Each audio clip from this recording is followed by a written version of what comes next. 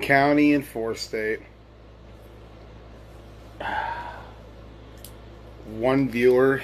No, I don't got a viewer yet. No, alright, there it is.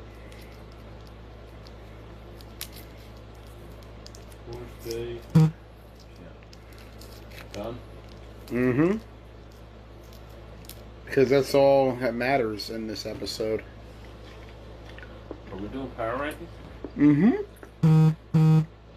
We're going to do power rankings from number 9 to number 1. Yeah. Because we have 9 teams. In case you didn't know that. That would make sense. Wow, we're Mhm. going Mm-hmm. 9 to 1. 8 viewers, 11 viewers, let's go. Let's go. All right, welcome to tonight's show. Corey Barnhart says Misfits number 1. Is that who he's playing for? Is that who he's playing for? Corey, are you a Misfit? I don't know. Maybe he thinks they're the best team in the league. We'll find out. Welcome to the Fall 2020 Power Rankings.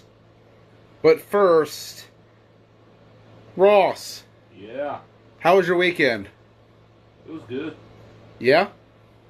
Yeah, it was good. What did we do this weekend? Oh, yeah, the captain's meeting. We did. Yes, sir. The captain's meeting on Saturday. Yes, sir. About what, noon, right? Yep, 12 o'clock at Marty Snook Park. We met up. In attendance for the meeting was everybody except for Showtime. Yep. Everyone was represented. The 9 teams for half of this season will be as followed. Broad Axe, Misfits, Ruckus, Program, Showtime, Spartans, Pure Chaos, Warriors, and X-Dogs. Those are your 9 champions. Or 9, sorry, I read the word champs on the chat. As we get ready for the power rankings. But first, let's talk about what went down at the meeting, Ross. Alright. One of the rules that has been approved is a new onside kick. Mm-hmm. This onside kick will be a 4th down and 20 from your own 20-yard line. If you convert it and get a first down, you get a first down. Yep. And the ball. Continue on from there. And it's wherever the ball is spotted at when the flag is pulled. Yep. So a 37-yard gain results in a 37-yard gain. Yep. Should be interesting to see how that plays out. But also a sack results in the sack right there. The other team gets the ball right there. Right there, yeah, the other team will get the ball right at the 20 if they do get a sack. The other side of that. But at the same time, you know, it is something where if you don't have a kicker, it's worth the risk. I mean, it is the end of the game. You got to do something, right? Mm-hmm. Can't hold anything back. Other things we got to know about. Guys, this will not be a normal season. No, we'll not. The idea is we get in, we get out. Yep. We watch it, we play our games, that's it. Yep. No handshakes, no food trucks, no alcohol, no blunts. No extracurriculars on the sidelines. Just, we play the games and that's it. It won't be the same season as it was before. Not the atmosphere we're used to at Marty Snook, obviously. As Tom said it, treat it like you're at a high school. But don't treat it like we're in high school, guys. Just like we're at a high school, not we're in high school. Memories of South High. Yeah. I long for those atmosphere days now. But you know, I'm just glad we got football back. Yep. Other things. Something is better than nothing. Yep. Other things that are different this year. There is a bit of a roster sheet, actually. For once. You do have to put your name down, and you have to put down your signature as well to make sure that you are cleared due to the risk of COVID, obviously. Got signed the waiver. Yep, sign the waiver form. No special rules. You don't have to wear a mask on the field, so don't worry about that. Games are going to start at 9 a.m. every single week. In fact, we'll take a look at the schedule a little later on. when I say that, I mean next week. Next week is schedule week. But first, I believe that was about it. I think that's all the changes that really happened. For the most part. Yeah, I can't think of anything else that went down in the captain's meeting that we could talk about. Curious to see where the season goes. So let's start off the power rankings with our number 9 team. I am talking about Pure Chaos. Fair enough. Pure Chaos brings with them a new team to the Washington County Flag Football League that has a bunch of guys that's played together in other leagues. Not ours, but in other leagues. Yeah. But ultimately, when it comes to Chaos, what do we really know about them? They didn't seem to look great in the scrimmages they had against Immortals or Green Machine back in the spring. Right. The last time we heard, Connor Thomas was the starting quarterback. I'm sure you remember Connor Thomas. Mm-hmm. So, is Connor still there? Who's the quarterback? If not, And the Bees. who? The Bees. They're not the Bees. They're the Bees with some other people. They're not the Bees. No, the Pure Chaos and the Killer Bees are two different things. Is that not a fair assessment? No. They're not the Killer Bees. Eric won't be there. Okay. Nah, Chaos ain't the Bees. Chaos is a whole new entity. They are coming to Washington County to bring Pure Chaos to this league. I look forward to it. I look forward to it as well. But for now, they're number 9. They're new. That's fair enough. They're just getting started. Like, let's not really look too far into them yet. But we're about to find out how Pure Chaos does in this upcoming season. All right, number 8. And this one, this is actually a case of me examining the off season, but also considering last season. Okay. Number 8 is a team who I could argue was perhaps the hardest working team this offseason. They practice Saturdays, they practice Sundays. I'm talking about the Tri-State Spartans. I got the Spartans at number 8. And that wasn't easy to say, but when I take a look at this league, it's pretty deep. I just feel like the Spartans in this offseason, they did have an impressive win against the Ravens. I'll give them that. They did beat the 4-1-0 Ravens. We had that game a few weeks ago. Tyler Spencer did. I just believe with the Spartans, their biggest question is going to be, can all that talent come together? Can all that talent come together and play to the level they're supposed to play on?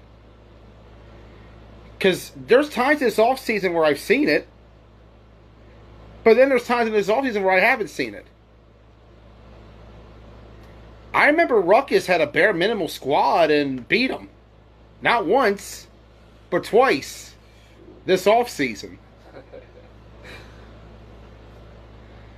I mean, sure, they've gotten some wins over the Warriors in a game where, you know, your whole D-line was there. So that's pretty impressive. Fair enough. But honestly, unless that offense can evolve a little bit, and unless that talent can all click together, I got the Spartans right now at number 8. All right. And like I said, it's based on the mix of how last year ended, because last year was the last reference point we had into what I've seen over the summer and the spring. But I got the Spartans at number 8 for the moment. So you're not counting Misfits as a new team, technically? No. You're not throwing a new Misfits is a returning team. All right. This is the same franchise that was here in fall 2018. You're right. No matter how many guys they have and how different the roster looks, they're still the Misfits. Oh, okay. All right. So right now, Spartans are 8. All right. Number 7 Shit. is a team that I feel like has potential, too. And don't get me wrong, this is a deep league. To put the Spartans at 8 is not me saying they're trash. This is just me saying this is a hella deep It league. is a hell of a deep league. Yeah, this is the deepest county has been. Number 7, I'm going with Ruckus. Shots fired. I got Ruckus at number 7. And don't get me wrong, there's been times that I've seen Ruckus look like a team that could be an A bracket. Well, there's no A bracket. Let's remember that. There's no A bracket this year, or B bracket, I should say. It's all one bracket. One. It's all one. Everyone makes it. Playoffs or make or break it.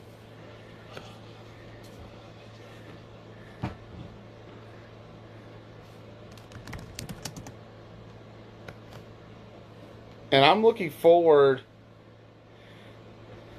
to seeing what Ruckus could do with this Railroader merger. Ruckus comes in a different team. They're rebuilding a good bit. But the stuff I've seen this offseason, they've shown flashes. I've seen Adam Malott look like the best he's ever looked. He's definitely gotten himself in much better shape. I've seen the potential of what they could do with the addition of the Railroader guys like Nick Madel, Brian Monday, Timmy Privet, for instance. You got Marty Spruce, and I've even heard they may have taken a player from Broadax. Not saying who, but they may have taken a player from Broadax. Oh. And it was somebody who last year really stood out. I feel like if Ruckus can simply get the guys together, which I think they're going to do better at on Saturdays in the fall than they did in the off-season, I feel like Ruckus could definitely make some noise this upcoming season in the WCFFL. But it's close. But for now, I got Ruckus at number 7. I got Spartans at 8th, Pure Chaos at 9th. But the margin, like I said, is not that different. It's not that far. This is not a number 8 from, say, 2 years ago, where it would be a team like, for instance, Red Knights, or even say, for instance, you remember how the Warriors were back in the day. Oh, yeah. That's not the same kind of number 8. This is a much different league than what this is. Say for number 7. But for now, I got the way it's looking. Pure Chaos 9, the recap. Spartans 8, Ruckus 7th. Number 6. Moving on to the B bracket champion last year. A team that's loaded with talent. A team that always has potential to do something. And I feel like this year could really stand out if the right pieces can click. I'm talking about the program. I'm talking about the Cramley. There's been times in this offseason where when they can get the bodies and numbers, they can definitely ball out. They definitely have the athletes on offense and the ballers on defense. Death Row is still very good as a pass rush. They can still bring the power and the heat. It's just going to be a question of if it all can come together for the program. Which, you look at the additions in the offseason, that secondary really is souped up at the moment. And you got to wonder, if they still got Sean Parker, that's even bigger. So I'm thinking good vibes for the program right now at number 6. Looking forward to seeing what they can do. Like I said, they've had a couple good scrimmages this off season. Curious to see how things go. Hoping to see what happens, but for now, I got program at 6. And at number 5, I got a team you're very familiar with, Ross. Well, I bet. I'm talking about the Warriors. The Warriors are number 5 right now. Semi-finalist in the league last year. You guys had your best season ever, 6-2 in the regular season, but not the ending. They were not the ending that you guys wanted. Not quite. As the Warriors. New season, brand new times, man. But the question is, can this Warrior offense continue to evolve? There was a bit of a stagnation toward the end of last season, it seemed like. You go back to the Broadax game where Broadax just absolutely had their way with you guys. Yeah, somehow, some way, Broadax. For whatever reason, the Warriors have played Broadax well. Honestly, we played Broadax better when we were a shitty-ass team compared to now when we're a better team. Right. For whatever reason.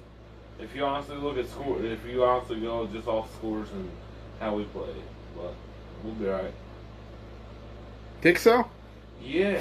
I'm wondering where Showtime lands on your list, because there ain't no way you're going to tell me they're a returning team. Are you? I have a basis for everything. I didn't know you were pulling out all the stocks. Pulling out what stocks, Rosser? Shots fired on everybody tonight, eh? I got no shots fired. I just feel like your offense stagnated toward the end of last season. I don't disagree with that. And then you think about the key losses. Key losses what? Polo, no Zeke, no Marley, no Ashton. Yeah, we'll be alright. But you still got Mack on offense. You still got McSherry.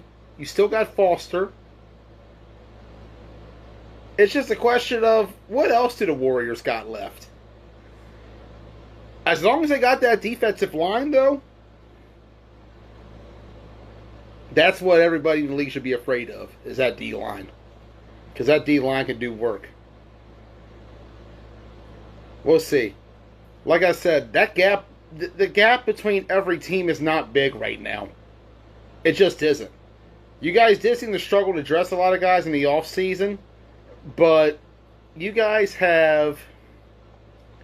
People forget. You had a big addition when you brought in a couple of linemen yourselves. Seems like you guys have the trenches secured. Man, our trenches have always been just fine. Well, I wouldn't say just fine, but we've always had trench people, so we'll be alright. If you can win the trenches, you can definitely win in 9-man. So for now, I got the Warriors at number 5. Fair enough, I guess. Who's number 4? Number 4, the boys in blue. I'm talking about Broadax. Damn. Broadax brings back with them a team that's going to be loaded. They got lots of guys who are coming in. You think about the addition of Danny Longerbean to the offensive line. Brandon Michael has been added too. Will Bray, for instance. Some more weapons for Broadax to add. Timmy Townsend entering his 2nd season. Isaiah Keys coming back. Big moves for the Broadax. They got several young guys coming in too. We're gonna definitely see what these guys have this upcoming season. We got Elijah coming in. He should be a candidate for Rookie of the Year. Someone to look out for. I'm pretty stoked to see what this Broadax team can do. You know what's funny? What's funny, Ross? Even Tibbs jumped on here and was like, yeah, Ross is mad. And then you ranked Broadax at number 4 right in front of the Warriors, and now look who's mad. Tibbs is a funny guy, man. What's Tivis saying? I want to see what Tivis had to say. He's got Howard and Misfits ranked higher? Yeah. You'll find out, Tivis. But right now, I feel like Timmy is probably one of the best quarterbacks in this league. And as long as they have that offensive line, as long as they got Big Mike and Joey, as long as they got Zeke, I think he's going to be just fine. And don't forget about Noah either.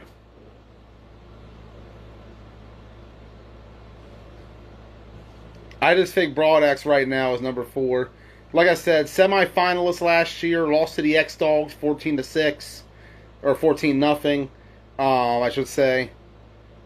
I feel like they're going to definitely turn it around for this season. And we were saying back in the spring that the boys in blue were back. And we've seen them this offseason. They've looked pretty good. They looked good against Program the other day. They looked good against TBT a couple months ago. You remember that scrimmage? Uh-huh. Yeah, they came out fighting against TBT. Yeah. So really, this Broadax team, I feel like, is definite as a champion contender. And I'm looking forward to seeing what they can do. Moving on to number 3. The county runner-up. I'm talking about the X-Dogs. Mm-hmm. The X-Dogs' biggest loss, arguably, is going to be Tyler Baum. Losing Baum is crucial, but they got Georgie Nunn back. Dude. The old man himself is back once again. And I'm looking forward to seeing what the X-Dogs can do this upcoming season, especially if they can get back. Who can forget Brady and Kinsler? Those guys are still out there. And if they have them, and if they come in with the new additions they had last year, like Tyler McKeon, for instance, I feel like this X-Dogs team's going to stay up top. The thing is, with the X-Dogs, though, the one thing that might hurt them is the fact that we haven't seen them since last November. Yeah, your power rankings always jacked up, man. We haven't seen anybody play actual games, though, this year. Yeah, we played scrimmages. We played exhibitions. Sure. But I don't really count any of that. we are for real lining up for the first time for real this year.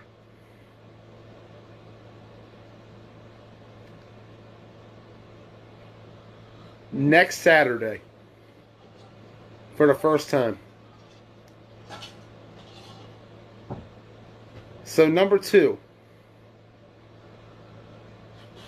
Your power rankings are so doo-doo. I think you're just mad because you're sitting at 5. I ain't mad. No, I ain't mad. I think you're just upset you're sitting at 5 right now below Broadax because the Warriors are right now a middle of the road team.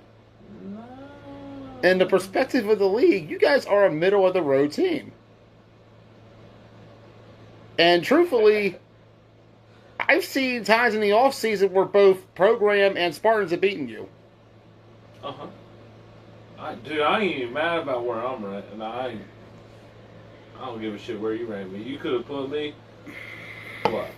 There's 9, 8, 7. No, I've been alright. You gotta put the new teams last. Showtime, Misfits are technically new teams.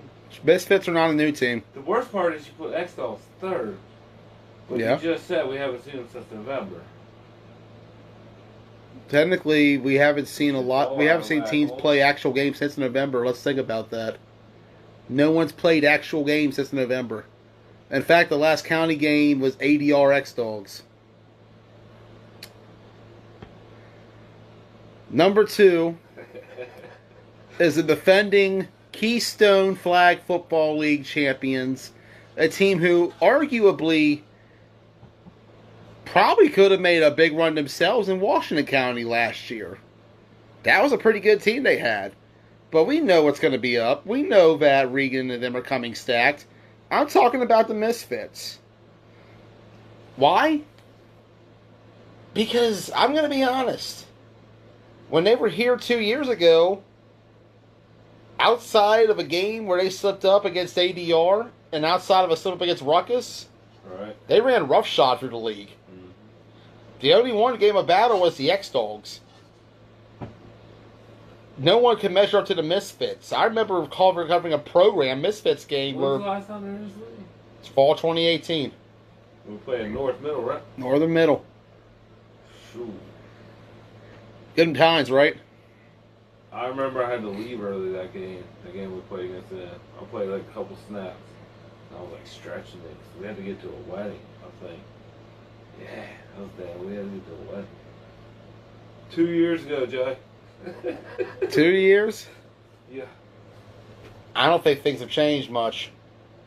I think, if anything, the Misfits have only gotten stronger in the last 2 years. I mean, I'll agree with the latter part of what you just said. There's a lot that's changed, but I think the Misfits have gotten stronger. I won't argue that. I will not argue that. It'd be stupid to argue that. It's scary to think what they might have. A lot, like I said, a lot has changed since. A lot has changed. It's scary to think about what anybody has these days, man. It's all jumbled up, mixed up. 2018, wasn't Top Gun still in the league? Top Gun was still around. Red Knights were still around. The Assassins were still around. Okay. And the Misfits have only gotten better. Defending champions of the KFFL, the Misfits. And finally, number one. What? You really think I wasn't going to give them number one? Let's be real here. Can you name the last time Chris Boone lost a regular season game in county? Can you name it? I know you can. I'll tell you when the last time he lost a regular season game was. Ask QB. In general. Okay. He's never lost in the regular season. Undefeated since 2017 in the regular season. Boone hasn't lost a game in Washington County since June 2018 to the affiliates. You have to go back 2 years to the last time that man was defeated. And you have to go back, because right after that was when ADR's dynasty began. The ADR dynasty began right after that game. That 2018 fall season, they ran roughshod through the league. They won it then. They did it again the next season. And the biggest connection between all three teams is Chris Boone at starting quarterback. The impact he's made with ADR was insane. And the roster he's going to have with Showtime is going to be one that I feel like a lot of the league might be... Let's put it this way. Guys, you got to beat him. Until he's beaten, it's the old Broad Axe rule. Until he's beaten, in my opinion, they stay number one. So go ahead. Have at it, fellas. I'm just saying. Show me that Showtime can be shut down. We'll see. Dude, I will say your preseason rankings have always been some shit. I got a call in. Who is it? No call-ins tonight. Save it for media night next week. I did a 180. We're going to do it next week. I feel like I never fucking liked your preseason rankings. Ever. Other than when you ranked us dead last back in the day. But that was when we were playing every season, too. Shoot. Yeah, you're creep. You're not invited over here anymore, though. That's fine. I'll host it at my other place in Newmarket. Last We'll see you next week. Fuck your teams.